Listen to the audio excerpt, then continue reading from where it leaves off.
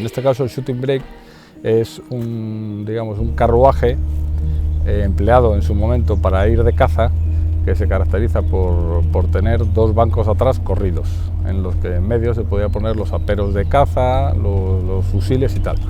Entonces, pues, la gente en el siglo XIX, pues uno de los deportes favoritos en Inglaterra, supongo era la caza del zorro. Pues la gente, en principio en el siglo XIX, cogía carretas o carruajes tirados por caballos y iban a cazar, bueno, a fincas, hacían el transporte y ahí se iban de caza, ¿no? Pues entonces en los años 60 o 70, sobre todo en Inglaterra, pues este tipo de carrocerías se pusieron de moda, ¿no?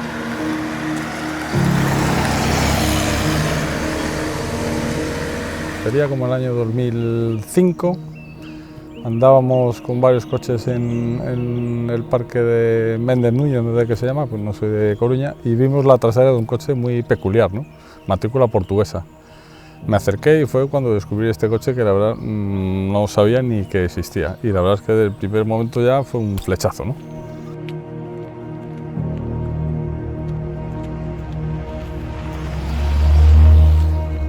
Como levanta o destacado el diseño, la verdad lo realmente que hace el coche único o singular es realmente la trasera, ¿no? La delantera pues recuerda a otro tipo de coches ingleses, como pueden ser el Jensen o incluso el Jaguar. Realmente lo más lo más singular del coche es la trasera, ¿no?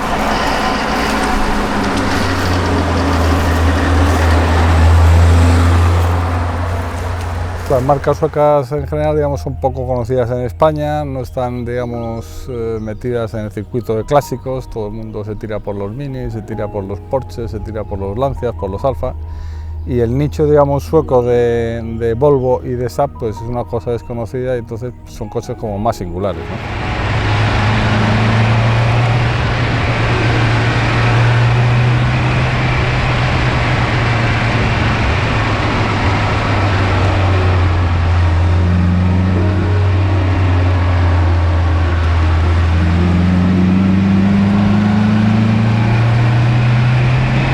Este tipo de, digamos, de carrocerías o de diseños, pues en principio se empezaron a hacer como por encargo, ¿no? A través con base un coupé, pues gente encargaba a carroceros: hágame usted un coche, un station wagon o un shooting brake, que es este tipo de carrocerías.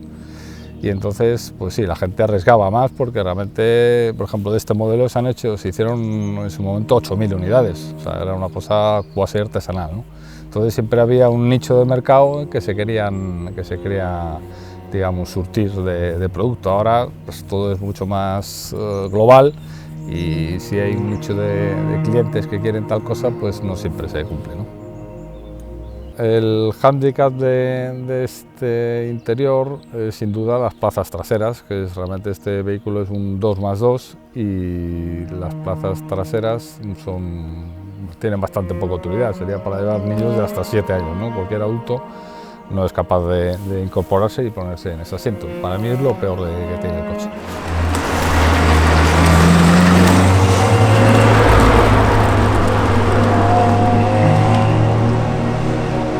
Los tramos más ideales para este coche no son tramos revirados ni grandes pendientes, porque eso realmente no es un coche deportivo. Tiene un motor bueno, no es malo el motor, 125 caballos, lo que pasa es que pesa más de 1.400 kilos y no es un coche realmente deportivo. Entonces lo que mejor le viene es trotar y tragar millas, ¿no? Realmente es un tragamillas. Este coche, vamos, según parece el Guinness, dice que es el coche que tiene el récord mundial de kilometraje. Hay un conductor en Nueva York, creo que le ha hecho 5 millones de kilómetros a un Volvo P1800.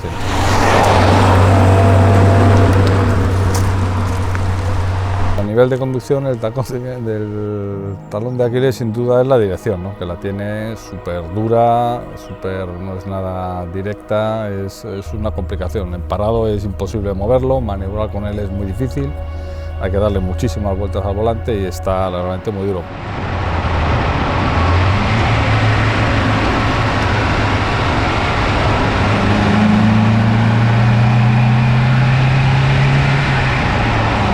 Este es un coche que, como he comentado antes, es un tragamillas, un gran rodador, tiene un motor que no tiene grandes prestaciones, pero vamos, es bastante fiable, es un percherón, ¿no?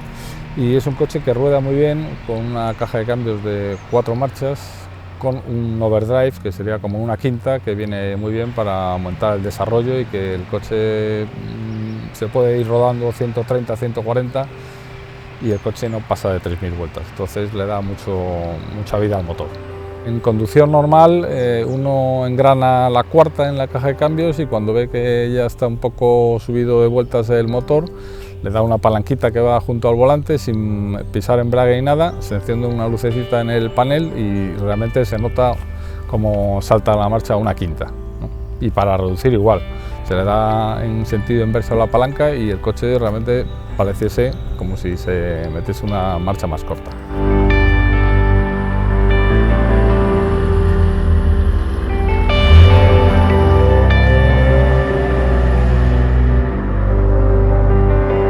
Realmente viajar en un coche clásico o conducir un coche clásico pues te traslada a 20, 30, 40 años, depende de la que tenga el vehículo.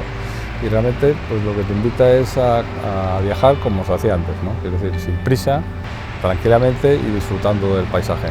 Estos coches, el problema, el inconveniente que tienen, muchas veces sales y no sabes cuándo vuelves, porque bueno, siempre la ley de Murphy puede estar presente, te puede dejar tirado de la manera más tonta, ¿no?